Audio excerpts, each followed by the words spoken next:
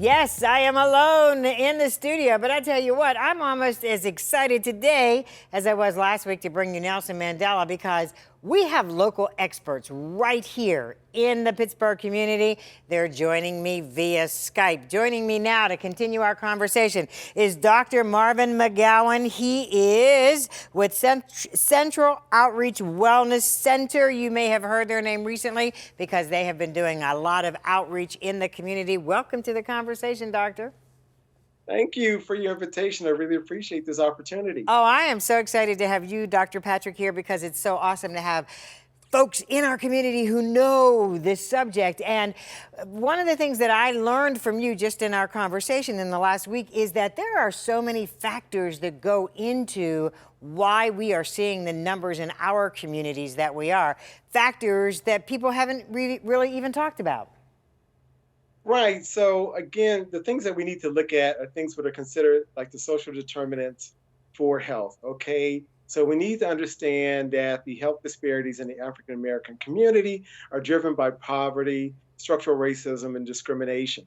We also need to look at where we're born, how we're raised, where we live, where we work, and how we age in these communities. We must address education, employment, social support networks, and neighborhood characteristics.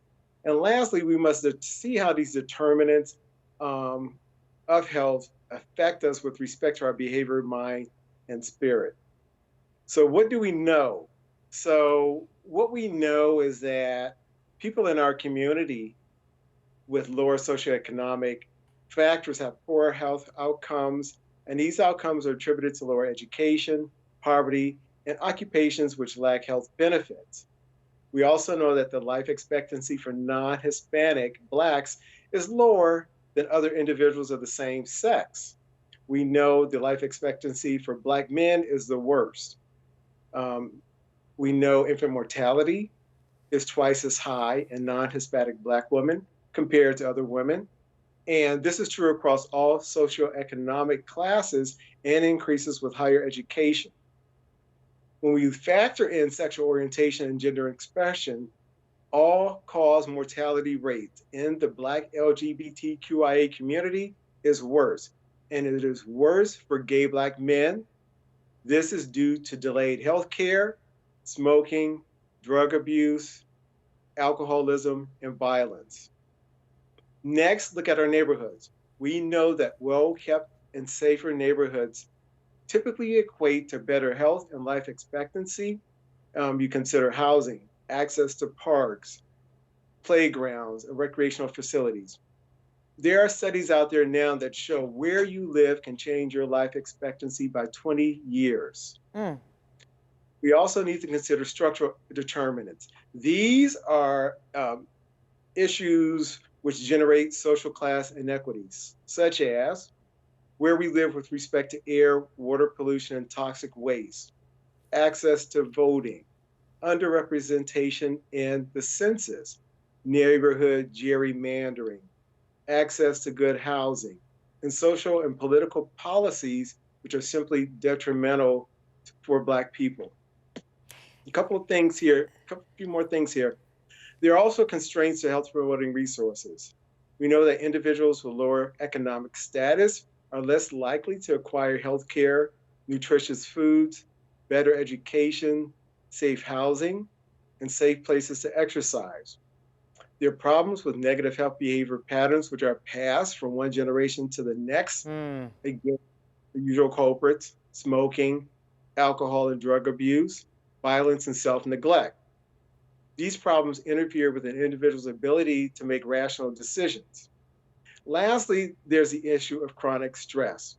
We know that repeated assaults of stress on our body, mind, and spirit has a tremendous impact on our daily existence. It alters our metabolism, immune system function and response, sleep patterns, emotional response, hormonal balance, and so on. I was going to say, so, I mean, even when you put all those things together, that creates a very stressful life. And people don't understand or necessarily process what stress does to the body. That is correct. And with our current healthcare system, we have constraints on office visits. So sometimes the doctors don't have enough time to take a thorough history. And this history needs to start back from birth, includes all the places you live, the way you eat, your education, things you've experienced over time. And this is very important in terms of how we determine what's appropriate in treating our, for treating our patients. Mm-hmm. So we got about 4 minutes left, Doctor. So I want to then just kind of talk about all of the things that you've laid out, the social aspects of it, and then you roll in some of the physical aspects of it. You put all that together, it doesn't bode well for a good outcome. No, it doesn't. And the reason why that, in the context of the coronavirus, is that first of all, we know that this virus enters our body through the air passageways and engages with receptors found on the brain, lungs, kidneys, intestines, and testicles. Okay. The pre-existing conditions make us more susceptible to coronavirus.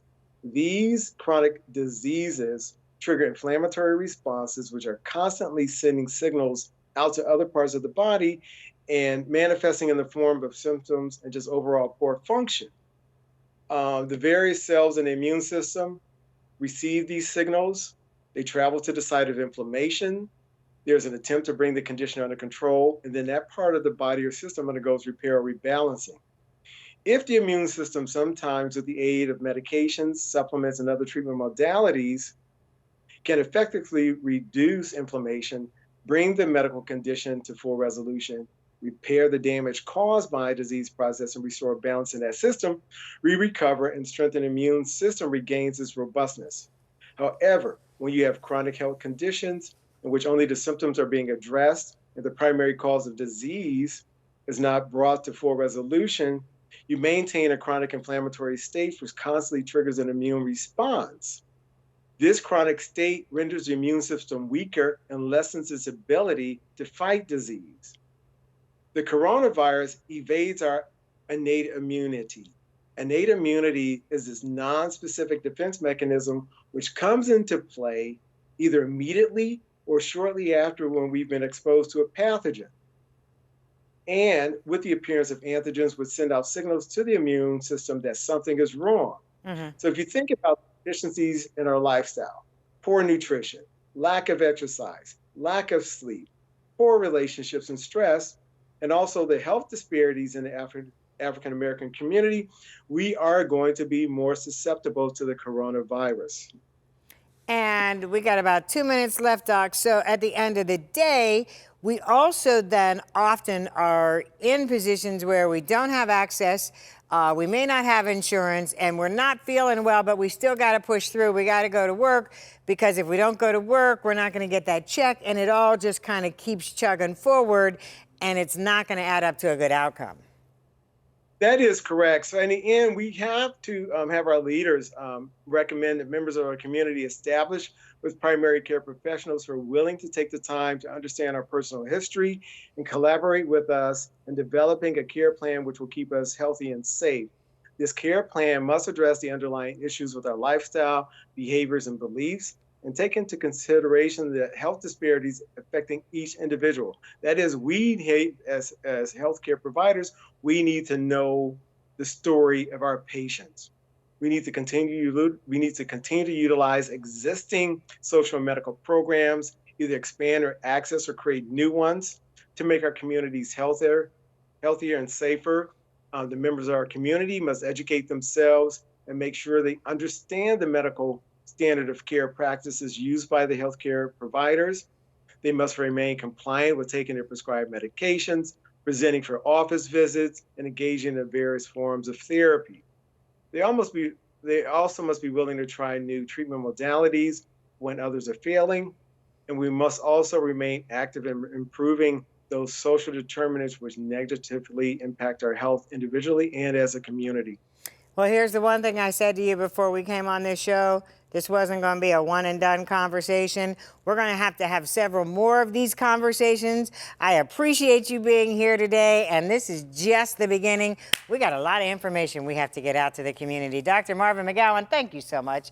I'm just glad you're here, and this is just the beginning, so thank you. Appreciate you.